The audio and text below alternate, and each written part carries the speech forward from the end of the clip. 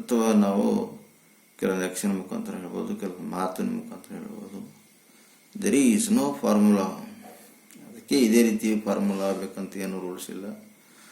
What is best may depend on the occasion and it may be possible continuously make improvement. What is the best may be depend on the occasion. ಯಾವುದು ಚೆನ್ನಾಗಿದೆ ಅಂತ ಆ ಒಂದು ಸಂದರ್ಭದ ಮೇಲೆ depend ಆಗಿರ್ತದೆ. It may be possible to continuously make improvement. ಕೆಲವೊಂದು ಸಲ ಇದು ಕಂಟಿನ್ಯೂಸ್ ಆಗಿ ಬದಲಾವಣೆ ಮಾಡೋಕ್ಕೋಸ್ಕರನೂ ಕೂಡ ಯೂಸ್ ಆಗ್ತದೆ.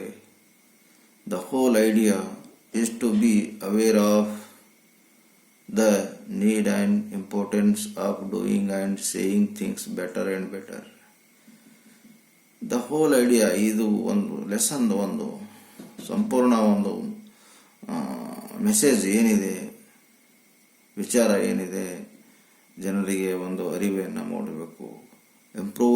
ಇಂಪಾರ್ಟೆನ್ಸ್ ಆಫ್ ಡೂಯಿಂಗ್, ಸೇಯಿಂಗ್, ಮಾಡೋದು ಮತ್ತು ಹೇಳುವುದು ವಿಚಾರಗಳು ಏನದಂದರೆ ತುಂಬ ಚೆನ್ನಾಗಿರಬೇಕು ಅಂತ ಲೇಖಕರು ಹೇಳ್ತಾ ಇದ್ದಾರೆ. ನಾವೇನು ಕೆಲಸ ಮಾಡೋದನ್ನು ಕೂಡ ನಾವು ಆಡೋಕ್ಕಂಥ ಕೆಲಸ, ಮಾತು, ನಮ್ಮ ಭಾವನೆಗಳು ಎಲ್ಲ ಕೂಡ ಚೆನ್ನಾಗಿರಬೇಕು ಅಂತ ಹೇಳಿದರೆ, ಇಲ್ಲಿಗೆ ಈ ಲೆಸನ್ನು ಮುಗೀತು.